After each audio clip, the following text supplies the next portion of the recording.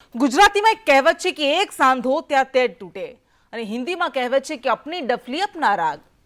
આ બંને કહેવત ભારતીય રાજનીતિ માટે અને ગુજરાતની રાજનીતિ માટે ખાસ કરીને કોંગ્રેસ અને વિપક્ષી ગઠબંધન ઇન્ડિયા પર એકદમ બંધબેસતી છે, એકદમ ફિટ બેસે છે. વિધાનસભામાં જે કોંગ્રેસનો લગભગ સફાયો થઈ ગયો, પરંતુ ત્યારબાદ કોંગ્રેસે આળસ ખંખેરીને ફરી બેઠી થવાની, ફરી જીવંત થવાની કોશિશ કરવાની થોડી શરૂઆત કરી અને ત્યાં જ તેના કાંગરા ખરવા લાગ્યા છે. થોડા દિવસ પહેલા ખંભાતના ધારાસભ્ય ચિરાગ પટેલ અને પછી કોંગ્રેસના વરિષ્ઠ નેતા વિજાપુરના ધારાસભ્ય સીજે ચાવડાએ કોંગ્રેસને બાય બાય કહી દીધી, અલવિદા કહી દીધી. જોકે આ કંઈ પહેલી વખત તો નથી થઈ રહ્યું. છેલ્લા 10 વર્ષથી આ સિલસિલો ગુજરાતની રાજનીતિમાં ભારે માસ થઈ ગયો છે. કોંગ્રેસ તૂટી રહે છે અને કોંગ્રેસની વિચારધારાને ભાંડતી ભાજપ એ જ કોંગ્રેસીઓનો ભરતી મેળો કરતી રહે છે. અને આ ચક્ર ઋતુ ચક્રની જેમ વિના કોઈ ખલેલે, વિના કોઈ અવરોધે ચાલતું રહે છે. હજુ કોંગ્રેસના કેટલા કાંગરા ખરશે, આપની ડફલી અપના રાગની આપણે વાત કરીએ. કોંગ્રેસના કેટલા કાંગરા ખરશેની વાત કરીએ તો સૌથી પહેલા જેમ 2 ધારાસભ્યોના નામ કહ્યા, બંને ધારાસભ્યોએ કોંગ્રેસને અલવિદા કહી દીધી છે અને હજુ કેટલાક ધારાસભ્યો કોંગ્રેસનો હાથ છોડી શકે છે તેવી ચર્ચાઓ થઈ રહી છે, અટકળો થઈ રહી છે. અર્જુન મોઢવાડિયા કોંગ્રેસના વરિષ્ઠ નેતા છે, પૂર્વ પ્રદેશ પ્રમુખ છે, વિપક્ષ નેતા છે, તેઓ કોંગ્રેસ છોડી શકે છે તેવી અટકળો થઈ રહી છે. જો કે આ બધા વચ્ચે એમણે એક ટ્વીટ કરીને સ્પષ્ટતા કરી કે હું કોંગ્રેસમાં છું અને કોંગ્રેસનો ચૂંટાયેલો ધારાસભ્ય છું. જો કે એમણે એવું ન કહ્યું કે હું કોંગ્રેસમાં રહેવાનો જ છું અને એમણે એવું પણ ન કહ્યું કે હું ભારતીય જનતા પાર્ટીમાં ક્યારેય નથી જવાનો. એટલે આ જે વાત છે, જે નથી કહેવાયું, એ પણ ઘણું બધું કહી જાય છે. આ બધા વચ્ચે ધર્મેન્દ્રસિંહ વાઘેલા કે જેઓ વાઘોડિયાના ધારાસભ્ય છે, અપક્ષમાંથી ચૂંટાયેલા, તેઓ આવતીકાલે ભારતીય જનતા પાર્ટીમાં જોડાશે. પરંતુ આ બધા વચ્ચે કોણ કોણ જોડાશે, કેટલા કાંગરા કોંગ્રેસના ખરશે, ચર્ચાઓ થઈ રહી છે. અલગ અલગ 4 દ્રશ્યો થકી અમે આપને સમજાવવાની કોશિશ કરીશું આજના દિવસની રાજનીતિમાં શું શું થયું છે એ. તો સૌથી પહેલા જે રીતે અમે આપને બતાવી રહ્યા છીએ કે વિપક્ષી ગઠબંધન તૂટવાની વાત વિખેરાતી ગુજરાત કોંગ્રેસ, જેમાં કોંગ્રેસમાંથી ભારતીય જનતા પાર્ટીમાં ભરતી મેળો થઈ રહ્યો છે, જે CR પાટીલ કરાવી રહ્યા છે. વિખેરાતી ગુજરાત કોંગ્રેસમાં સીજે ચાવડાએ, ચિરાગ પટેલે રાજીનામા આપી દીધા. એ બંને ધારાસભ્યોની વાત છે. મમતા બેનર્જી હવે અપની ડફલી અપના રાગની વાત કરીએ. ઇન્ડિયા ગઠબંધનની જેના માટે રચના થઈ હતી એ હતી કે ભારતીય જનતા પાર્ટીને, ખાસ કરીને નરેન્દ્ર મોદીને માત આપવા માટે. પરંતુ આ જ ઇન્ડિયા ગઠબંધનના અલગ અલગ સહયોગીઓ અપની ડફલી અપના રાગ એટલે કે પોતપોતાની મનમરજી પ્રમાણે પોતાનું કામ ચલાવી રહ્યા છે. મમતા બેનર્જીએ બંગાળમાં એકલા લડવાની જાહેરાત કરી દીધી છે અને આ સાથે એમણે કેટલાક શબ્દો કહ્યા જેના પર આપણે આગળ ચર્ચા કરીશું. તો ભગવંત માન, આમ આદમી પાર્ટીના નેતા અને પંજાબના મુખ્યમંત્રી, એમણે કહ્યું કે પંજાબમાં આમ આદમી પાર્ટી એકલા ચૂંટણી લડશે. આમ આદમી પાર્ટી પંજાબમાં કોંગ્રેસ સાથે ગઠબંધન નહીં કરે.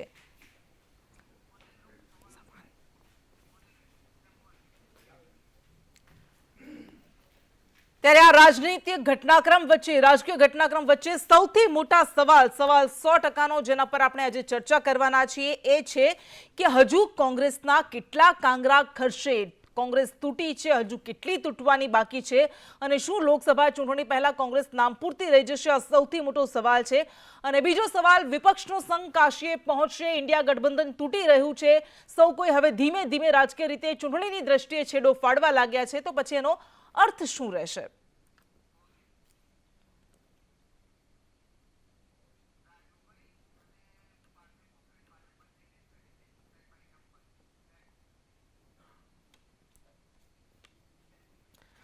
અને આપણે ચર્ચા કરીશું. આપણી સાથે ભારતીય જનતા પાર્ટીમાંથી પ્રવક્તા રાજુ ધ્રુવ જોડાઈ ગયા છે. કોંગ્રેસમાંથી આપણી સાથે પાર્થિવરાજ કઠવાડિયા જોડાઈ ગયા છે. રાજકીય વિશ્લેષક પણ આપણી સાથે જોડાશે. પરંતુ હાલ આ બંને નેતા આપણી સાથે ઉપસ્થિત છે. આ બંનેનું સ્વાગત છે. સૌથી પહેલા પાર્થિવરાજ કઠવાડિયા, આપની પાસે આવીએ. કોંગ્રેસે 2 અઠવાડિયા પહેલા સંયોજકોની સ્થાપના કરી દીધી, નિમણૂક કરી દીધી અને એ કહ્યું કે લોકસભાની ચૂંટણી માટે હવે અમે જોરશોરથી અને દમ લગાવીને કામ કરવા લાગ્યા છીએ. પરંતુ આ બધા વચ્ચે ત્યારબાદ જોયું ચિરાગ પટેલે રાજીનામું આપી દીધું, સીજે ચાવડાએ રાજીનામું આપી દીધું અને હજુ કેટલાક મોટા નામો, મોટા કાંગરા કોંગ્રેસમાંથી ખરી શકે છે. અને બીજી બાજુ વિપક્ષી ગઠબંધનમાં જે સહયોગી પક્ષો છે એ ધીમે ધીમે છેડો ફાડવા લાગ્યા છે કે અમે તો ભાઈ એકલા ચૂંટણી લડીશું. તો પછી આમાં કઈ રીતે તમારો સંઘ કાશીએ પહોંચશે? અને જે ઇન્ક્લુઝિવ એલાયન્સની વાત કરી ત્યારે હું ચોક્કસપણે માનું છું કે જે પ્રકારનો પ્રશ્ન આપ પૂછો તે સ્વાભાવિક છે. પણ ઇન્ડિયા ગઠબંધનનું નેતૃત્વ ખડગે સાહેબ હોય, સોનિયાજી હોય, એનસીપીના શરદ પવારજી હોય અથવા તો અન્ય પાર્ટીના અલગ અલગ જેડીયુ આરજેડી અલગ અલગ પાર્ટીના જે નેતાઓ જે છે એ ચોક્કસપણે આવનારી ચૂંટણી ભેગા થઈને લડવાના છે. બધાનો ભેગા થઈને એકમાત્ર જે મુદ્દો છે કે અત્યારે જે સમગ્ર દેશમાં ખેડૂત પરેશાન છે, સમગ્ર દેશમાં યુવાન પરેશાન છે, જવાન પરેશાન છે અને જે પ્રકારે પહેલવાન પરેશાન છે ને અલગ અલગ વર્ગના લોકો હેરાન પરેશાની, મોંઘવારીનો માર, જે પ્રકારે બેરોજગારીનો માર, 45 વર્ષની ચરમસીમાએ જ્યાં બેરોજગારી પહોંચી હોય, એ સમગ્ર દેશમાં જે પ્રકારની પરિસ્થિતિ ઊભી થઈ છે તેની સામે એક અવાજે સૌ લાઇક માઇન્ડેડ પાર્ટીઝે નક્કી કર્યું છે કે આવનારા સમયમાં જે અન્યાયની સરકાર છે, જે સરકાર હાલ સામાન્ય જનતા ઉપર જે પ્રકારની એમની નીતિઓથી દમન કરી રહી છે, એની સામે એક અવાજે બુલંદ થઈ અને ચૂંટણી લડવી. ક્યાં કેટલીક જગ્યાએ સ્થાનિક કક્ષાએ કેટલાક નિવેદનો આવ્યા હોય, પણ હું ચોક્કસપણે માનું છું કે આવનારા સમયમાં ઇન્ડિયા ગઠબંધન ચોક્કસપણે એકજૂથ થઈને ચૂંટણી લડવાની છે. અને આ જે પ્રકારની અફવાઓ, જે પ્રકારની વાતો અલગ અલગ માધ્યમોથી આવી જાય છે અને એક પરસેપ્શન ઊભું કરવાનો પ્રયત્ન, એક નેરેટિવ ઊભું કરવાનો પ્રયત્ન થતો હોય, એ સ્પષ્ટપણે એવું લાગે કે ક્યાંક ને ક્યાંક ઇન્ડિયા ગઠબંધનથી સામેના પક્ષે બીજેપી ગભરાયેલી છે. આ નેરેટિવ ઊભો કરવાની વાત તો નથી પાડતી રાજ, કારણ કે બે નેતા, બે ધારાસભ્યો તમારા જ નીકળી ગયા છે, એ તો તમને પણ ખબર છે. એટલે આમાં કોઈ નેરેટિવ ઊભો કરવાની વાત નથી અને હજુ કેટલા છોડશે એ પણ અટકળો ચાલી જ રહી છે. અને એમાં એવું છે કે સવારે એમ કહે કે અમે નથી જોડાવાના અને લંચ કોઈની સાથે કરે છે, બ્રેકફાસ્ટ કોઈની સાથે કરે છે. એટલે આપને પણ ખબર છે કે કોંગ્રેસને કેવી રીતે નેતાઓ દગો આપતા રહ્યા છે. પણ વિપક્ષી ગઠબંધનની જ્યારે વાત કરો છો, મમતા બેનર્જી કહી રહ્યા છે કે અમારે તો હંમેશા એકલા ચૂંટણી લડવાની હતી. અમે કહ્યું હતું કોંગ્રેસને કે 2 સીટ આપવા માટે તૈયાર છીએ, 300 સીટ અમને આપીએ છીએ, આખા ભારતમાં તમે લડો, પરંતુ 72 સીટ એવી છે કે જે નાના નાના સ્થાનિક પક્ષો છે એમને લડવા દો. નેશનલ કોન્ફરન્સ કહી રહ્યું છે કે કોંગ્રેસે થોડું મોટું દિલ રાખીને સ્થાનિક પક્ષોનું સન્માન કરવું જોઈએ. તો શું કોંગ્રેસનું એવું છે કે જીતવાની સંભાવનાઓ નથી, ત્યાં પણ લડી લેવું છે? કૃષ્ણાબેન, તમે સવાલ પૂછો તો હું જવાબ આપું. તમે ઘણું બધું બોલ્યા, હવે હું મારી વાત સાંભળશો કૃષ્ણાબેન? તમે જે વાત કરી મોટા મનની, જે મોટા મનની વાત કરીને જ બધી પાર્ટીઓ ભેગી થઈને નક્કી કર્યું છે એકજૂથ રીતે લડવાનું. બીજી તમે જે વાત કરી હતી કે ધારાસભ્ય તૂટવાની વાત કરતા હો, તો જે પ્રકારે એક પોલિટિકલ પાર્ટી એક એવી વિંગ બનાવે કે કઈ રીતે સામેના પક્ષના લોકોને તોડવા, એના માટેના હોદ્દેદારની નિમણૂક થાય. અને એક સરકારની, ભાજપની જે GF પોલિસી છે, ગ્રીડ એન્ડ ફિયર, હું સ્પષ્ટ શબ્દોમાં કહું છું, લાલચ આપવાની અને ડર બતાવવાનો. ઈડી, સીડી, CBI, ઇન્કમ ટેક્સ, જેટલો દુરુપયોગ થઈ શકે. મને છેલ્લા 5 વર્ષ 10 વર્ષના ઈડીના ફરિયાદો જોઈ લો, માત્ર વિપક્ષના નેતાઓને ટાર્ગેટ કરે જે ભાજપ સામે લડતા હોય.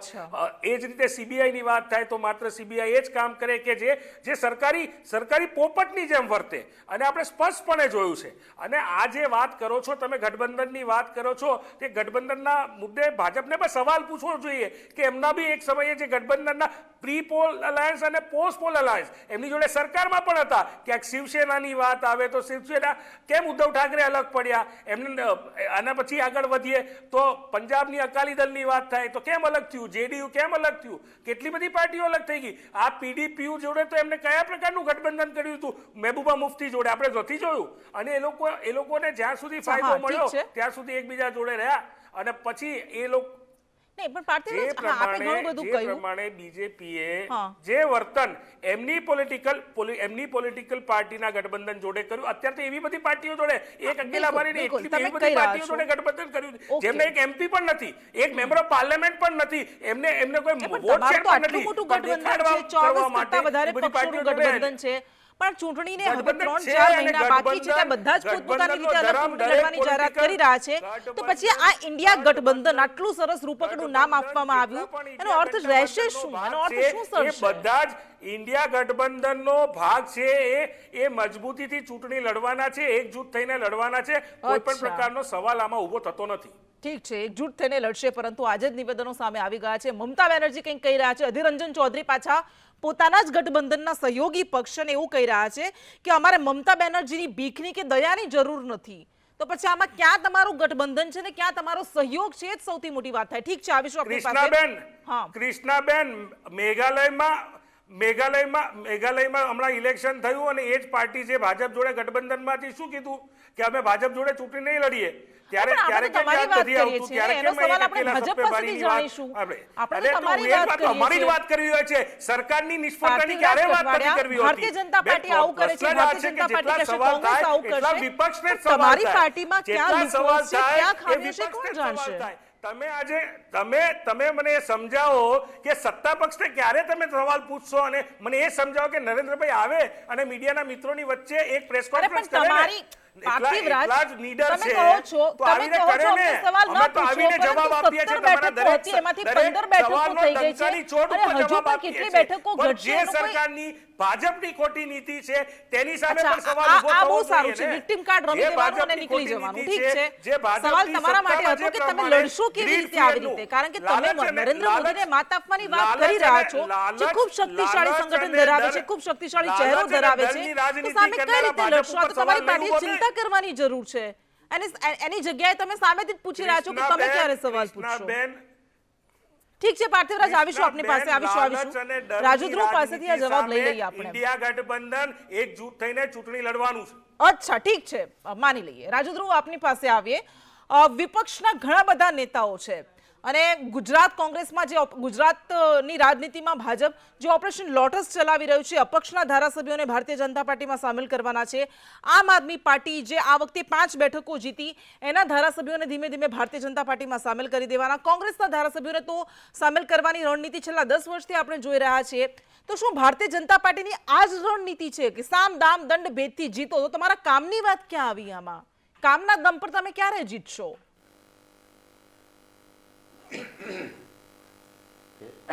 કૃષ્ણાબેન, પહેલાં તો આપને એક વાત કરું કે આમાં સામદામ દંડ ભેદની વાત નથી. એક ચૂંટણીની વ્યૂહનીતિ હોઈ શકે. જે રીતે સમગ્ર દેશમાં જે રીતે એક પછી એક પાર્ટીઓ, પહેલાં 28 પાર્ટીઓનો ગઠબંધન ઇન્ડિયા બનાવવાની વાત કરી, પછી આજે જાહેર કરવા મળ્યા. મમતા બેનર્જીએ પશ્ચિમ બંગાળમાં જાહેર કર્યું પોતે કોઈ પક્ષો સાથે નહીં જાય. પંજાબમાં ભગવતસિંહ માન, કેજરીવાલે જાહેર કર્યું કે એ લોકો પંજાબમાં કોઈ ગઠબંધન નહીં કરે. જે રીતે પોતાના વ્યક્તિગત અને પક્ષી સ્વાર્થો માટે જે લોકો ભેગા થયા હતા, એ લોકો આજે આપસમાં જે રીતે એમનો કુસંપ વ્યક્ત કરી રહ્યા છે, દેશની પ્રજાને એક અરાજકતાની સ્થિતિ ભૂતકાળમાં જોયેલી હતી, એ અરાજકતાનું ભાન કરાવી રહ્યા છે. આવા સંજોગોમાં અમારી એક ચૂંટણીની વ્યૂહ નીતિ છે. રાજનીતિમાં અચ્છા, એ વ્યૂહ નીતિ છે આમાં કોંગ્રેસ અને સામદાન વિપક્ષને દંડભેદની જરૂર તોડવાની. નથી. બીજું કે અમે પાર્ટી, અમારી પાર્ટીને મજબૂત કરીએ, સાથે સારા લોકો, જે લોકો આવવા માગે છે, વિલિંગલી આવવા માગે છે, સ્વૈચ્છિક રીતે આવવા માગે છે, રાજી ખુશીથી જે લોકો આવવા માગે છે. આજે એક હાથે તો તાલી પડતી જ નથી. આપ કૃષ્ણાબેન વિચારો, એક હાથે તાલી પડી એવો વિશ્વમાં ક્યાંય દાખલો નથી. આજે એ લોકોની પણ ઈચ્છા હોય છે, એ લોકો અમારી સાથે વાટાઘાટો કરતા, વાતચીત કરતા હોય છે. અને બીજું, ઘણા બધા વર્ષો સુધી વિરોધ પક્ષમાં રહ્યા અને પછી એમને થાય કે પ્રજાકીય કામો કરવા માટે હવે ભારતીય જનતા પક્ષમાં જોડાય. બીજું કે એમને એમના પક્ષમાં ક્યાંય આશા ન દેખાતી હોય, ભવિષ્ય ન દેખાતું હોય, જે રીતે એમના પક્ષનું નેતૃત્વ જે રીતે અરાજકની ગરતા તરફ જાય છે, એવા સંજોગોમાં એ લોકો પોતાના રાજકીય ભવિષ્ય માટે વિચારતા હોય. બીજી કે જે રીતે નરેન્દ્રભાઈ મોદીના નેતૃત્વમાં જે રીતે દેશમાં આજે 9.5 વર્ષમાં કામો થયા છે, વિકાસની વણથંભી આટલા સરસ કામ થયા છે. રાજુદ્રુવ, સવાલ એ જ છે કે આટલા સુંદર તમે કામ કર્યા છે, તો 2014માં જે ગુજરાત મોડલ મૂકીને તમે આવ્યા હતા સત્તા પર, એ વિકાસનું મોડલ મૂકીને આવ્યા હતા, તો એને જ કેમ નથી વળગી રહેતા? તો ઘણા બધા લોકો આટલા ભાજપમાં આવવા સરસ કામ માંગે છે. કર્યા છે તો તમારે કોંગ્રેસને તોડવા માટે શા માટે કમિટીની રચના કરવી પડે છે? ભરત બોગરાની અધ્યક્ષતામાં તમે કમિટી બનાવી દીધી છે કે જે પણ નારાજ અથવા તો એવા નેતાઓ છે કે જે સોફ્ટ ટાર્ગેટ હોઈ શકે છે અને ભારતીય જનતા પાર્ટીમાં ભેળવવાના છે. તો આટલા સરસ કામ કરો છો, આટલું મજબૂત સંગઠન છે, તો પછી આવા રસ્તા અપનાવવાની જરૂર કેમ પડે છે તમને? આમાં એક આપને કહું કૃષ્ણાબેન કે આ રસ્તો કરતા ભારતીય જનતા પક્ષમાં કેડબ્લેટ પાર્ટી છે, અલગ અનેક મોરચાઓ, સેલોની અમે રચના કરતા હોય છે. અને અત્યારે પણ આપ જો કે એક પછી એક કાર્યક્રમો પાર્ટીના, અમે ગઈકાલે 26 લોકસભાની બેઠકોના કાર્યાલયો જાહેર કરી દીધા. કાર્યાલયનું ગઈકાલે વિધિવત ઉદ્ઘાટન પણ થઈ ચૂક્યું. હજી ઉમેદવારોના નામ જાહેર થવાના બાકી છે. પરંતુ નરેન્દ્રભાઈ મોદીના નેતૃત્વમાં જે રીતે અમે એક પછી એક કાર્યોની પ્રજાને ભેટ આપતા જાય છે, ગઈકાલે અમારા કાર્યાલય ખુલ્યા. હવે એની સાથે જે વિપક્ષના લોકો, જે લોકો ભાજપમાં આવવા માગે છે, એની સાથે વાટાઘાટો કરવા માગે અથવા તો એની સાથે વાતચીત કરવા માટે પક્ષે કોઈ એક સિનિયર વ્યક્તિને જવાબદારી સોંપી. આજે પક્ષના અનેક મહામંત્રીઓ હોય છે, ઉપપ્રમુખ હોય છે, મંત્રી હોય છે, તો દરેક લોકો તો દરેક જગ્યાએ દરેક લોકોની સાથે વાતચીત નથી કરી શકવાના. એવા સંજોગોમાં સામેના લોકોને સુગમતા પડે અને પક્ષ તરફથી કોઈ એક યોગ્ય વ્યક્તિને જવાબદારીની સાથે મૂકવામાં આવી કે જે આવનારા લોકો સાથે જેની સાથે વાતચીત વાટાઘાટો કરે. અને એક વસ્તુ છે કે અમે જે કંઈક કરીએ છીએ લોકોની સામે કરીએ છીએ. સામેના લોકો આવવા માંગતા હોય આજે ક્યાંય GNF ની નીતિ છે, ગ્રીડ એન્ડ ફિયર ની નીતિ છે. તમે ડરાવો છો, તમે વિપક્ષમાં બેઠેલા નેતાઓને ડરાવો છો, ધમકી આપો છો. હા, મારો સવાલ સાંભળી લેશો રાજદ્રુવ. GNF ની નીતિ તમે અપનાવો છો. પાર્થિવરાજ કઠવાડિયાએ કહ્યું કે તમે ડરાવો છો. વિપક્ષના નેતા કેન્દ્રીય લેવલે તો એવું કહે છે કે ઈડી એટલે એન્ફોર્સમેન્ટ ડિરેક્ટરેટ નથી, ઇલેક્શન ડિરેક્ટરેટ બની ગયું છે. એટલે તમે તમારી સંસ્થાઓ જે પણ છે એનો દુરુપયોગ કરીને તમે એને વિપક્ષના નેતા પાછળ છોડી દો છો અને સ્થાનિક લેવલે પણ તમે આ જ નીતિ અપનાવો છો ને એવી રીતે વિપક્ષને તોડો છો. આ સીધો આરોપ છે અને ગંભીર આરોપ છે. સમગ્ર વિશ્વમાં આજે ભારતની લોકશાહીની મહાનતાના ગુણગાન ગવાય છે. જે રીતે ભારતમાં લોકતાંત્રિક વ્યવસ્થા કામ કરે છે, ભારતમાં ન્યાયતંત્ર કામ કરે છે, ભારતમાં કારોબારી કામ કરે છે, ભારતમાં સંસદ કામ કરે છે, સમગ્ર વિશ્વમાં કદાચ હું માનું છું કે આપણે અમેરિકા કરતાં વધુ પુખ્ત પરિપક્વ લોકશાહી બનવા તરફ છીએ નરેન્દ્રભાઈ મોદીના નેતૃત્વમાં. અને આજે જે લોકો ભ્રષ્ટાચાર કરે છે એને કરવા દેવાનો. સોરેન છે, શિબુ સોરેનનો પુત્ર સોરેનને, હેમંત સોરેનને ભ્રષ્ટાચાર કરવા દેવાનો. મમતા બેનર્જીને ત્યાં પ્રજાનો શિક્ષણ વિભાગમાં ભયાનક ભ્રષ્ટાચાર કરે તો એને કરવા દેવાનો. એમ નહીં, આજે જો ભ્રષ્ટાચાર રોકે જે રીતે બધા ભ્રષ્ટાચારો વિપક્ષમાં છે. ભારતીય જનતા પાર્ટી તો દૂધે દૂધ છે. એમાંથી એક પણ વ્યક્તિ એવો નથી કે જેના પર ભ્રષ્ટાચારના દાગ લાગી શકે કે જેની પાછળ ઈડી અને સીબીઆઈ દોડાવી શકે. ઠીક છે, કહી શકીએ છીએ કે ભ્રષ્ટાચાર બંધ થયો છે તો આજે રાજ્યના મુખ્યમંત્રીઓને પરવાના ક્યાંથી પીડા પરવાના મળી ગયા? આજે એમને રોકવા જરૂરી છે, એમના પર સ્પીડ બ્રેકરની જરૂરી છે. અને બાકી તો સુપ્રીમ કોર્ટ ને ન્યાયતંત્ર છે કે જો સરકાર, કેન્દ્ર સરકાર કોઈ પણ અન્યાયી પગલું ભરે તો સામે સુપ્રીમ કોર્ટ છે, લોકસભા ધારા છે, રાજ્યસભા છે. એટલે મને લાગે છે કે ખોટી કાગળ પરાજયના ભયથી વિપક્ષો મચાવી રહ્યા છે. ઓકે, ઠીક છે. જયેશ ઠકરાર પાસે જઈએ. જયેશભાઈ, બંને પક્ષને આપે સાંભળ્યા, પરંતુ આપણને ખબર છે કે જનતા મોરચો જે 80ના દાયકામાં જેની રચના કરવામાં આવી હતી અને એ સમયે મુખ્ય ઉદ્દેશ હતો કે ઇન્દિરા ગાંધીને કોઈ પણ રીતે સત્તા પરથી દૂર રાખવા. પરંતુ એ જનતા ખીચડી આખી જે રચાઈ હતી એની હાલત શું થઈ હતી એ પણ આપણને ખબર છે કે બધા જ પક્ષના પોતપોતાની મહત્વાકાંક્ષાઓ હતી, પોતપોતાના હિત હતા, પોતપોતાના સ્વાર્થ હતા અને જનતા ખીચડી આખી બળી ગઈ હતી જનતા સરકારની. પરંતુ હવે જ્યારે ચૂંટણી પહેલા ઇન્ડિયા ગઠબંધનની રચના કરવામાં આવી, પરંતુ હવે તમે જે રીતે જોઈ રહ્યા છો, મમતા બેનર્જી કહે છે બંગાળમાં એકલા ચૂંટણી લડીશું, ભગવંત માન કહે છે પંજાબમાં એકલા ચૂંટણી લડીશું, અખિલેશ યાદવે બીજી બાજુ જયંત ચૌધરી સાથે 7 બેઠકોનું કોંગ્રેસ સાથે ચર્ચા કર્યા વગર એને આપી દીધી છે. એટલે બધી જ જગ્યાએ આવું જોવા મળી રહ્યું છે. તમને લાગે છે કે આવી રીતે તો ભારતીય જનતા પાર્ટીને વધારે ફાયદો પહોંચાડવાની કોશિશ થઈ રહી છે? કૃષ્ણા, ઇન્ડિયા ગઠબંધનનો સૌથી મોટો આધાર 5 રાજ્યોની ચૂંટણીના પરિણામો જ હતા. એની પહેલાં જ્યારે ઇન્ડિયા ગઠબંધન બન્યું અને જે રીતે કર્ણાટકના પરિણામો આવ્યા હતા અને એની પહેલાં હિમાચલમાં જે રીતે કોંગ્રેસને રિઝલ્ટ સારું મળ્યું હતું એના આધાર ઉપર એવી એક વાત વ્યક્ત થઈ રહી હતી કે આ 5 રાજ્યોની ચૂંટણીમાં રાજસ્થાન અને મધ્યપ્રદેશમાં કોંગ્રેસને ખૂબ જ ફાયદો થશે અને રાહુલ ગાંધીની જે ભારત જોડો યાત્રા છે એના કારણે એમની ઇમેજમાં ખૂબ જ બદલાવ આવ્યો છે અને એનું પરિણામ મત રૂપે અથવા તો બેઠકો રૂપે મળશે. પરંતુ હંમેશા ચૂંટણીના ગઠબંધનો છે એ વિજેતાઓ ઉપર, જીતની શક્યતાઓ ઉપર અને મજબૂત લીડરશિપ ઉપર થતા હોય છે.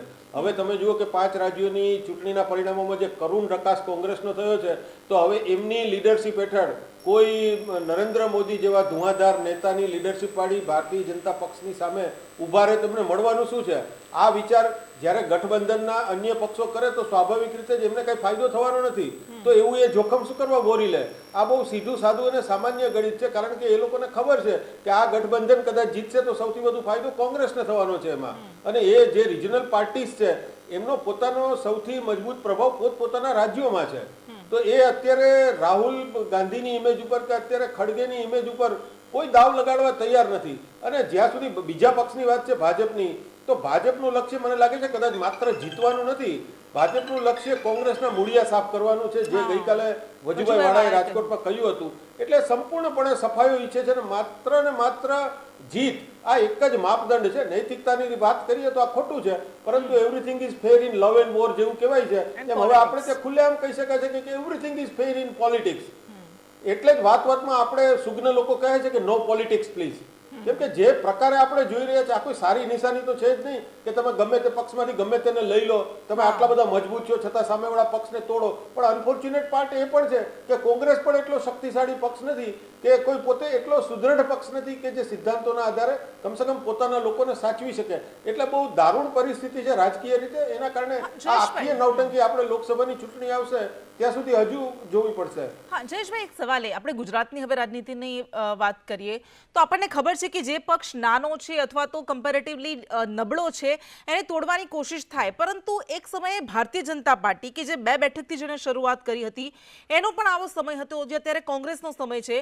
તો પછી આમને બંને વચ્ચે તફાવત શું લાગે છે કે કોંગ્રેસ સતત તૂટતી રહે છે, વિધાનસભાની ચૂંટણી હોય, રાજ્યસભાની ચૂંટણી હોય કે લોકસભાની ચૂંટણી હોય, એવું આપણે ભારતીય જનતા પાર્ટીમાં એ સમયે 70-80ના દાયકામાં નહોતું જોયું, પરંતુ કોંગ્રેસમાં અત્યારે 80 વર્ષના નેતા હશે એને પણ જો ટિકિટ નહીં આપવામાં આવે તો એ છેડો ફાડતા ખચકાતા નથી. તો આવું કેમ થઈ રહ્યું છે? ભારતીય જનતા પાર્ટીએ બહુ ગ્રાઉન્ડ લેવલથી આ કામ ચાલુ કર્યું છે અને લાંબા સમયના સંઘર્ષ પછી એમને સત્તા મળી છે. એટલે એમનો જે સંગઠનનો બેઝ છે એ ખૂબ જ મજબૂત છે. આપણે જાણીએ છીએ કે અંગ્રેજો વિશે એવું કહેવાતું કે અંગ્રેજો એક વખત કોઈ પ્રદેશને જીતે પછી ક્યારેય એ ગુમાવતા નહીં. એને કેવી રીતે જાળવી રાખવો ને એમની સ્ટ્રેટેજી એ લોકો બરાબર જાણતા. એટલે ભાજપે સમયની સાથે મૂલ્યોની સાથે બાંધછોડ કરીને પણ એક એવી સ્ટ્રેટેજી ચોક્કસપણે ઘડી કાઢી છે કે એમના જે મુખ્ય લીડર છે એમનું પ્રભુત્વ સતત છવાયેલું રહે. એમની સાથે સાથે દર ચૂંટણીમાં કોઈને કોઈ મોટા મુદ્દા એટલે એટલા મોટા મુદ્દા કે 150 કરોડથી વધુની વસ્તીવાળા દેશમાં કરોડો લોકોને સ્પર્શતા હોય એવો કોઈને કોઈ મુદ્દો એમની પાસે હોય જ છે. તદુપરાંત ગ્રાઉન્ડ લેવલ ઉપર લોકો માટેની એવી યોજનાઓ કે જનજનને સ્પર્શતી હોય. અને બીજું એમનું જે સંગઠન છે એ શિસ્તબદ્ધ છે. ઉપરથી એક આદેશ આવે છે કે વિકસિત ભારત યાત્રા શરૂ કરો એટલે એક સાથે દેશમાં હજારો સ્થળે થાય.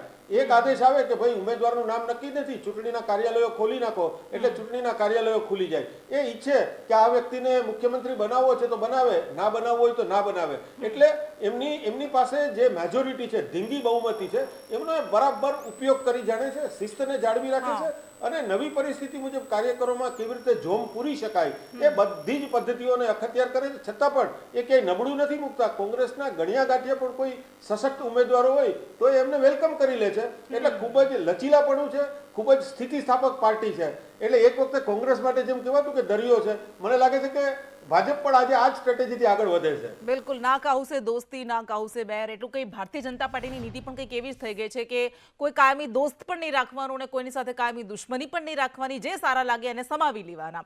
એ પાર્થિવરાજ કઠવાડિયા પાસે સીધા જઈએ, કારણ કે પાર્થિવરાજ, ત્રીજી વખત ભારતીય જનતા પાર્ટી ક્લીન સ્વીપની રણનીતિ બનાવી રહી છે અને એટલું જ નહીં, આ વખતે CR પાટીલે ટાર્ગેટ મૂક્યો છે કે ક્લીન સ્વીપ તો કરવાનું છે પણ દરેક બેઠક 5 લાખ કરતાં વધારે વોટથી જીતવાની છે. તૈયારીઓ શરૂ કરી દેવામાં આવી છે, કાર્યાલયો શરૂ કરી દેવામાં આવ્યા છે. ખાલી નાનકડો સવાલ આપને અને સરળ સવાલ કે કોંગ્રેસની શું રણનીતિ છે આટલી શક્તિશાળી, આટલી મજબૂત સંગઠન ધરાવતી પાર્ટી સામે લડવાની?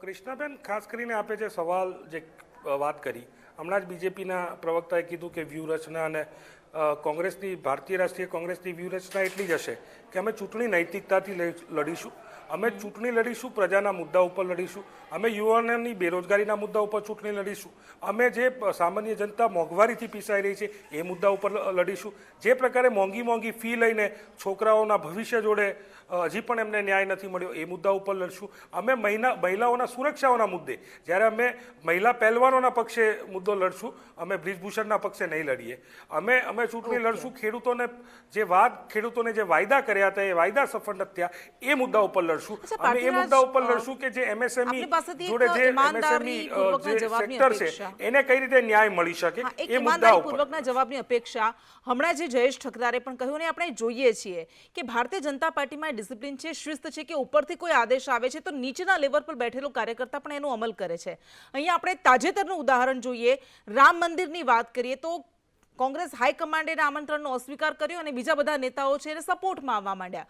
તો આપને લાગે છે કે આ જે વસ્તુ છે કે એક આદેશ બધી જગ્યાએ ફોલો થાય, એક ઘટ પડી રહી છે, એની ખામી છે કોંગ્રેસમાં? બેન, બીજેપીમાં બોસ અને વર્કરનું કલ્ચર હશે, પણ ભારતીય રાષ્ટ્રીય કોંગ્રેસનું જે કલ્ચર છે લોકતાંત્રિક કલ્ચર છે, પરિવારનું કલ્ચર છે. બીજી વાત કરીએ, મુદ્દાની વાત કરીએ તો ભારતીય રાષ્ટ્રીય કોંગ્રેસમાં દરેક કાર્યકર્તા નાનામાં નાનો કાર્યકર્તા હોય એના અવાજને એનો જે પણ વ્યૂ પોઈન્ટ હોય એનું રિસ્પેક્ટ એનું સન્માન જળવાય એનું અમે ધ્યાન આપીએ છીએ. અને બીજી વાત જે રામ મંદિરના મુદ્દા ઉપરની વાત હોય તો અમે જે જગતગુરુ શંકરાચાર્યએ કીધું હતું એ જગતગુરુ શંકરાચાર્ય જેને કહી શકાય કે શાસ્ત્રોમાં ખૂબ નિષ્ણાત અને જે આપણી જે સનાતનની સંસ્કૃતિ છે એમાં એમનું ખૂબ મોટો રોલ અને અગત્યનો રોલ એને અમે ફોલો કરીએ છીએ અને એના પક્ષીનો ઉપર અમે ચાલ્યા છે. હા, પણ એમાં પણ અને બે બીજા પાઠ પડી જે ગયા મુદ્દાની મારો સવાલ. ચર્ચા ઠીક આપણે છે, કરી રહ્યા હતા બેન ઓકે, ક્રિષ્નાબેન, ઓકે બેન અને સ્પષ્ટપણે અમારી લીડરશિપ ક્લિયર હતી કે જેને જવું હોય જઈ શકે છે. ઓકે, અમે બીજેપીની જે એમાં એવું છે કે પ્રમાણેની હવે જે પણ રાજનીતિ એ નેતાઓ પ્રકારની કોંગ્રેસનો રાજનીતિ અમે હાથ છોડશે, પોલિટિકલ ઇવેન્ટમાં એવું જ જવાની કહેશે મનાઈ કે કરી ભારતીય છે. જનતા જ્યારે પાર્ટી- લાખો હવે લોકોને પણ દર્શન ભારતીય કરવા રાજ્યમાં હતા થઈ ત્યારે રહ્યું છે માત્ર કે જે સેલિબ્રિટીઓને કોંગ્રેસના નેતાઓ દર્શન હવે કરવા છોડી રહ્યા છે, જવાના રામ મંદિરના મુદ્દાને આગળ ત્યારે મૂકીને ત્યારે કોંગ્રેસને કેમ છોડવા લાગ્યા મંદિર છે. તો બધા માટે ખુલ્લું હોવું જોઈએ ને. ઠીક છે, ઓકે, પણ ઓકે. હશે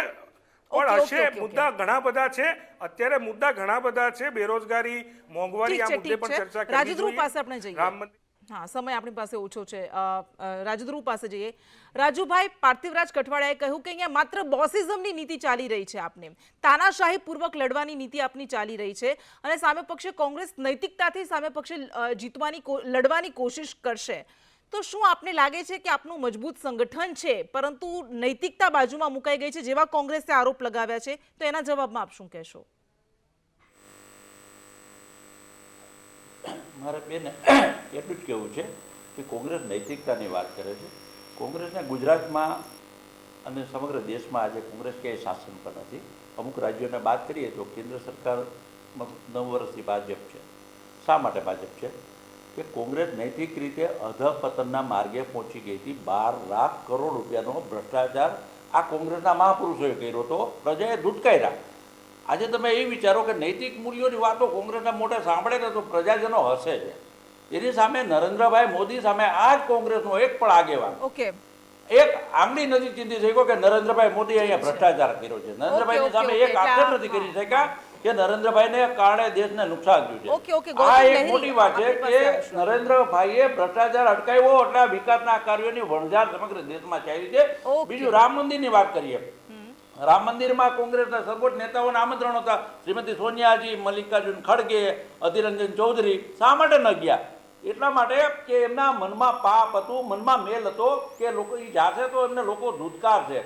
એમને જે રીતે જનસામાન્યના એક રાષ્ટ્રદેવ એવા રામ એના પ્રાણ પ્રતિષ્ઠા મહોત્સવમાં જવામાં શરમ સંકોચ થતા હોય, એમાં એમને નફરતની લાગણી પેદા થતી હોય તો એને ભારતની પ્રજા કેવી રીતે સ્વીકારવાની હતી? આજે ગુજરાતને આપણે છોડીએ, સમગ્ર ભારતમાં કોંગ્રેસ પ્રત્યે જે વાતાવરણ ઊભું થયું છે કડવાશનું, ભારતની પ્રજા કોંગ્રેસને ધુતકારે છે. આજે એક રાજ્ય આજે બેરોજગારી વાત કરી પાર્થિવરાજે કે બેરોજગારીનો મુદ્દો છે, શિક્ષણનો મુદ્દો છે, આરોગ્યનો મુદ્દો છે, બધા જ મુદ્દા હવે બાજુમાં રહી જશે અને રામ મંદિરનો મુદ્દો મોટો થઈ જશે આપના માટે. ઠીક છે, ચર્ચા કરીશું. બ્રેકનો સમય થઈ ગયો છે, ઘણા બધા સવાલ છે, આગળ પણ આપણે આ મુદ્દાઓ પર વાત કરીશું રાજદ્રુવ. પરંતુ લહેરી કે जो राजकीय विश्लेषक છે તેઓ આપણી સાથે જોડાઈ ગયા છે અને કોંગ્रेसમાંથી प्रवक्ता हिरेन बैंकर પણ આપણી સાથે જોડાઈ ગયા છે. બંનેનું સ્વાગત છે. गौतम जी, आपके पास आते हैं. ममता बनर्जी ने एक और ऐसी घोषणा कर दी है कि वो अकेले लड़ेगी चुनाव. इस तरफ भगवंत मान ने भी ऐसा बोल दिया है कि पंजाब में कांग्रेस के साथ कोई गठबंधन नहीं होगा. और दूसरी ओर जो अधीर रंजन चौधरी बोल रहे हैं कि ममता बनर्जी की दया से, भीख से हम चुनाव नहीं लड़ेंगे, कांग्रेस कैसे चुनाव लड़ना है और जीतना है ये जानती है.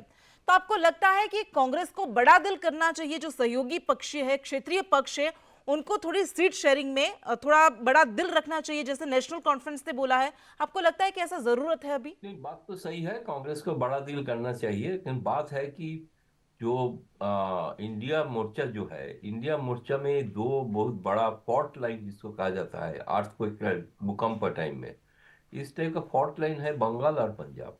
ये दोनों में समाधान होना बहुत ही मुश्किल है. ये छोटे स्तर पे नहीं होगा. अब जब तक अगर सोनिया गांधी, मल्लिकार्जुन खड़गे पहल नहीं करेंगे तब तक समाधान नहीं होगा.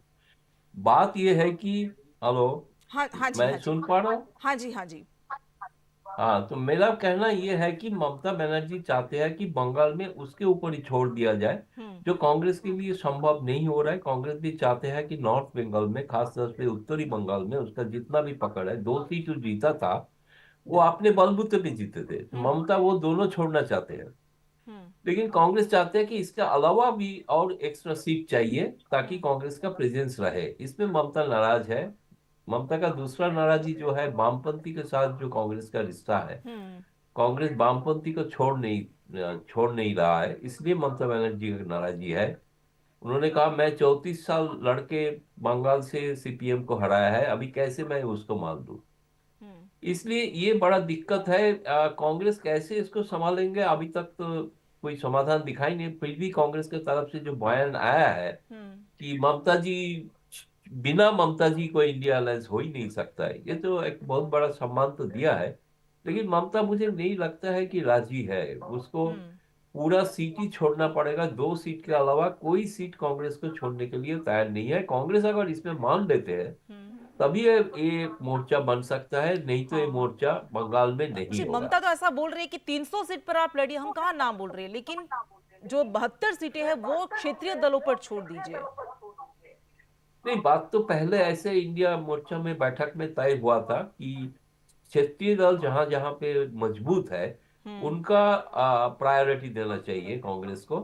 लेकिन कांग्रेस पहले इसलिए सीट शेयरिंग लेट कर दिया। कांग्रेस सोचा था कि शायद विधानसभा जो चुनाव हो रहा है उसमें वो जीत जाएंगे, उसके बाद कांग्रेस का कद बढ़ जाएगा, सब लोग मान लेंगे। लेकिन हुआ तो नहीं है, हुआ तो उल्टा। इसलिए अभी जो सिचुएशन लेट हो गया है बहुत। कांग्रेस को अगर सचमुच बीजेपी को हराना है तो निश्चित तौर पे उत्तर प्रदेश, बंगाल, कुछ पंजाब, कुछ दर पे दिल्ली, यहाँ पे जो बड़े पार्टी है, महाराष्ट्र में भी अब कहेंगे, इसमें कांग्रेस को थोड़ा सैक्रिफाइस करने का जरूरत है। बाकी जो सीट है जहाँ पे कांग्रेस अकेला ही लड़ते हैं, जैसे मध्य प्रदेश, छत्तीसगढ़, राजस्थान, इस जगह पे कर्नाटक, इसके अलावा गुजरात, यहाँ पे कांग्रेस अकेला ही लड़ते हैं ना, वहां पे तो कोई लेकिन वहां पे शायद आम आदमी पार्टी भी कुछ सीट मांग रहा है, मुझे पता नहीं वो फैसला होगा कि नहीं होगा।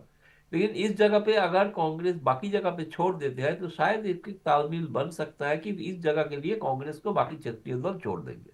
ठीक है, लेकिन आपके ये अभी बहुत ही बोलना मुश्किल है कि ये संभव होगा कि नहीं होगा। ठीक है, आपके पास आएंगे। હિરેન બેંકર પાસે જઈએ। હિરેન ભાઈ, ભારતીય જનતા પાર્ટી અને પ્રધાનમંત્રી નરેન્દ્ર મોદીનું જે શરૂઆતી ગઠબંધન રચાયું ત્યારે નિવેદન હતું કે આ તો ગમંડિયા ગઠબંધન છે, પરંતુ શું આપને લાગે છે કે અત્યારે જે વલણો સામે આવી રહ્યા છે, જે અભિગમ સામે આવી રહ્યા છે અલગ અલગ પક્ષો તરફથી, ભારતીય જનતા પાર્ટીનું કહેવું છે કે આ તો ઇલેક્શન પહેલા તિતર બિતર થઈ જશે, તો આપને લાગે છે કે આવું જ થશે ને અલ્ટિમેટલી ફાયદો ભાજપને થશે? બેન, ઘમંડિયા ત્યારે કહી શકાય જ્યારે એ વ્યક્તિ એમ કહેતા હોય કે એક અકેલા સબ પે ભારી, અમે જ છીએ ને બીજું કોઈ નહીં, અમે જ જીતીશું ને બીજું કોઈ નહીં જીતે, જો એ પ્રકારની વાત અમે કરતા હોઈએ તો એને ઘમંડિયા ગઠબંધન કહેવાય। ઘમંડ તો એને કહેવાય કે જે લોકોની સાથે 39 જેટલા એલાયન્સીસ હતા અને આજે ધીરે ધીરે ઓછા કરતા કરતા એમની પાસે 20થી ઓછા એલાયન્સ થઈ ગયા છે, નાની નાની પાર્ટીઓ સાથે ગઠબંધન કરવું પડી રહ્યું છે। મારી પહેલા જે રાજકીય વિશે વાત કરી રહ્યા તેમણે છેલ્લી લીટી બહુ સરસ કહી કે એમાં હજુ જોવું પડશે, એટલે હજુ કે એમાં શક્યતાઓ ઘણી બધી છે અને હજુ પણ જે કોંગ્રેસ પક્ષની જે 5 સભ્યોની કમિટી બનાવી છે, જેના કન્વીનર તરીકે મુકુલ વાસનિકજી છે, જેમાં અશોક ગેહલોતજી છે, ભૂપેશ બઘેલજી છે, મોહન પ્રકાશજી છે, આ આખી કમિટી નક્કી કરશે કોને કેટલી સીટોમાં ક્યાં શું કરવું, કેવી રીતે કરવું। આ અત્યારે જે પ્રકારે આપણે વાત કરી રહ્યા છીએ એને પર ચર્ચા કરવી ખૂબ અત્યારે પ્રાયોરિટી પ્રાથમિકતા કહી શકાય, એટલા માટે કે ઘણા બધા મુદ્દે વાત કરવી હજુ એમાં નક્કી કરવામાં આવશે અને એના પછી થશે કે કઈ સાથે કેટલી સીટોનું ગઠબંધન કરવું, કયા સ્ટેટમાં કરવું, ક્યાં ન કરવું, કોને કેટલી સીટો આપવી। જોઈએ આપણે કે કઈ રીતે આ સંવાદ સધાય છે એકબીજા સાથે। પરંતુ ગુજરાતની રાજનીતિની આપણે વાત કરીએ તો ભારતીય જનતા પાર્ટીએ તો પૂરજોશમાં તૈયારીઓ કરી દીધી છે કે કોંગ્રેસના મૂળિયા ઉખેડી નાખવાની, જે વજુભાઈ વાળાએ કહ્યું। તો આપને લાગે છે કે આવું જો રહેશે, ચાલતું રહેશે, કોંગ્રેસ તૂટતી રહેશે, તો પછી ખરેખર એ વજુભાઈ વાળાએ કહેલું બહુ દૂર નથી? ક્રિષ્નાબેન, કોંગ્રેસના મૂળિયા ઉખાડવા માટે તો અંગ્રેજોએ બહુ મહેનત કરી હતી પણ એ પણ સફળ નથી થયા। ઇવન અંગ્રેજોને મૂળિયા ઉખાડીને આપણે ફેંકી દીધા। એટલે જે મૂળિયા ઉખાડવાની જે વાતો કરતા હોય ને ભાજપવાળા, એ લોકોને સમજી લેવાનું છે કે ઇતિહાસ દોહરાવવાનો ફરીથી સમય આવી ગયો છે। અંગ્રેજોના જે મૂળિયા ઉખાડ્યા છે એમ ફરીથી પાછા 2 સીટ પર ના આવી જાય એનું તમે ધ્યાન રાખજો। અચ્છા, તમને એવું લાગે અમે છે એ સ્પષ્ટ માનીએ છીએ કે આજે જે પ્રકારે દેશ આજે જે પરિસ્થિતિ ચાલી રહી છે, બની શકે તપ તો સુરત એમનો છે, પણ એનો મતલબ એવો નથી કે કદી રાત નહીં થાય। આ પરિવર્તન સમય સમય રહ્યો છે, ફરીથી પાછો સૂરજ ઉગશે, ફરીથી પાછી રાત આવશે. એટલે અત્યારે માત્ર અમે જ છીએ અને અમે જ કરી લઈશું એ પ્રકારનો ઘમંડ જેને છે એ ઘમંડને ચકનાચૂર કરવા હવે રામ રાજ્ય આવશે અને લોકોના અવાજનું પ્રતિનિધિત્વ કોંગ્રેસ પક્ષ કરશે, ઇન્ડિયા પ્રતિનિધિત્વ કરશે અને એના જ કારણે લોકોના જનજનની વાત આવશે, બેરોજગારીની વાત આવશે, મોંઘવારીની વાત આવશે, જે અત્યારે સંપૂર્ણપણે ભૂસાઈ ગયું છે. આજે પણ ગુજરાત અને સમગ્ર દેશમાં 45% મોટી બેરોજગારી હોય, નેતાઓના માધ્યમથી ખર્ચે, એમના દ્વારા ખર્ચે એવી વાતો તો ચાલી રહી છે. અર્જુન મોઢવાડિયાએ ભલે સ્પષ્ટતા કરી પણ કહી નથી રહ્યા કે હું ભારતીય જનતા પાર્ટીમાં નથી જ જોડાવાનો. શું અટકાવે છે એમના કહેતા? બેન, આ જ્યારે પણ ચૂંટણી આવતી, તમે તો ઘણા વર્ષોથી પત્રકારિતા કરી રહ્યા છો બેન, તમે ઘણા બધી તમે ઇલેક્શનો જોયા હશે, રાજ્યસભાનું ઇલેક્શન હોય, લોકસભાનું ઇલેક્શન હોય, ઇવન પંચાયત ઇલેક્શન, કોઈ પણ હોય, ત્યારે ક્યાંક ને ક્યાંક આવા જવાની વાત થતી રહેતી હોય છે. અને આ પ્રકારની ઘટનાઓ બંધ થાય, એક પ્રકારે પક્ષમાં સ્થાનાંતરની પ્રક્રિયા બંધ થાય, એના માટે જ કોંગ્રેસ પક્ષે એ પક્ષાંતર ધારો લાવી હતી અને લોકોનું પ્રતિનિધિત્વ સુરક્ષિત રહે એ માટેની કામગીરી કરી હતી. એટલે આ પ્રકારની આવન જવાની વાતની વચ્ચે આપણે એ પકડી રાખવું પડશે. તમારે ને મારી આ જવાબદારી રહેશે કે લોકોના મુદ્દાઓ ક્યાં ભટકાઈ ન જાય. આવન જવાન જે કરે કરતા રહેશે, પણ લોકોના મુદ્દાઓ, બેરોજગારી, મોંઘવારી, આ બધી વસ્તુ રહેવી જોઈએ, એના પર આપણે પકડી રહેવું પડશે. ઓકે રાજુ, 10 સેકન્ડમાં શું તમારો અહંકાર બોલે છે? આ કોંગ્રેસના મૂળિયા ઉખાડી નાખીશું. પેલા તો નરેન્દ્રભાઈ મોદીએ વાત કરી કે ઘમંડી, તો આજે મમતા બેનર્જી એમ કહે છે કે ભાઈ અમે અમારી રીતે નક્કી કરશું, કોંગ્રેસનું કાંઈ નહીં ચાલે. તો એ ઘમંડ નથી તો શું છે? આજે અરવિંદ કેજરીવાલના કહેવાથી ભગવતસિંહ માન એમ કે ભાઈ પંજાબમાં અમે કોઈની સાથે ગઠબંધન નહીં કરે, 13 સીટ અમે લડશું, તો એ શું છે? બીજું કોંગ્રેસના મિત્રો એમ વાત કરે છે તો જવાહરલાલ નહેરુએ સંસદમાં કીધું કે આઈ વિલ ક્રશ જનસંઘ, તો એ શું છે? વજુભાઈ વાળાએ તો હળવાથી કીધું કે અમે કોંગ્રેસના મૂળિયા ઉખેડશું. એટલા માટે કે જે રીતે એવું તો આપણે એમ બી કહીએ છીએ કે 26/26 લાવીશું ને 182 માંથી 182 ક્યાં સુધી કરશો તમે? તો ભાઈ આઝાદીની લડતમાં લડીને બહુ દેશને લૂંટો છે. હવે આમ કરો, હવે ખમૈયા કરો, તમે હેટ્રિક મારીશું. ભ્રષ્ટાચારની છે, તમે મોંઘવારીની ને બેરોજગારીની વાતો રહેવા દો. તમે બેરોજગારી કરે લીલા, આપણે કરે લીલા, અમારા કુત્તા કુત્તા, તમારા કુત્તા ટોમી. આ પ્રકારની બેધારી વાત ન હોય કે પ્રજાએ તમને સંપૂર્ણપણે આપણે આપણી વાતને પરાજયના પાઠ ભણાવ્યા. એટલા માટે છે કે તમે ભ્રષ્ટાચાર સિવાય કઈ નથી કર્યું. એટલે મને લાગે છે કે બેરોજગારી, મોંઘવારી, નૈતિક મૂલ્યો, આ એક પણ વાત આપના કોંગ્રેસના મિત્રોના મોઢામાં શોભતી નથી. એટલે પ્રજાને ખાતર પણ હવે તમે ગ્રાસરૂટ પર જઈને કામ કરો અને દેશને તમારા કેટલા લોકસભામાં બેઠેલા સાંસદ સભ્યોએ લાગે છે કે ગુજરાતના હિતમાં પ્રશ્નો પૂછ્યા, જે રીતે તમારા નેતા કેટલા સાંસદ સભ્યોએ તમારા હિતમાં પ્રશ્નો પૂછ્યા. જોડો યાત્રા તો કોંગ્રેસને તો તૂટતી બચાવો, કોંગ્રેસને તો તમે તૂટતી બચાવતા નથી અને તમે ભારત જોડવાની વાત કરો છો. મને લાગે છે કે આ પણ એક મજાક છે, મસ્કરી જેવું છે.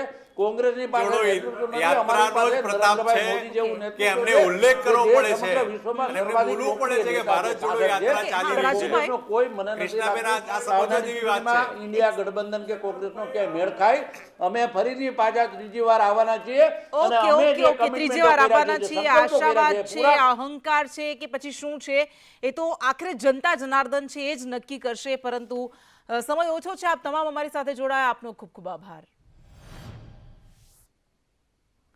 અને ચૂંટણીનું બ્યુગલ ફૂંકાઈ ચૂક્યું છે. આ નિવેદનબાજી એ દર્શાવી રહી છે અને કોની રણનીતિ શું રહેશે, કઈ રીતે નરેન્દ્ર મોદી, જેમને શક્તિશાળી નેતા કહેવામાં આવે છે ભારતીય જનતા પાર્ટીના, અને એને માત આપવા માટે જે ઇન્ડિયા ગઠબંધનની રચના કરવામાં આવી હતી, એ ખરેખર એ પ્રમાણે આગળ કામ કરે છે? શું આ ખરેખર આ સંકાશીએ પહોંચશે કે કેમ, તે આગળ જોવાનું રહેશે. અને શું ખરેખર કોંગ્રેસ જ્યારે બિગ બ્રધરની ભૂમિકામાં છે ઇન્ડિયા ગઠબંધનમાં, ત્યારે મોટું દિલ રાખીને એ સીટ શેરિંગમાં થોડી ઉદારતા દાખવશે કે કેમ, એ જોવાનું રહેશે.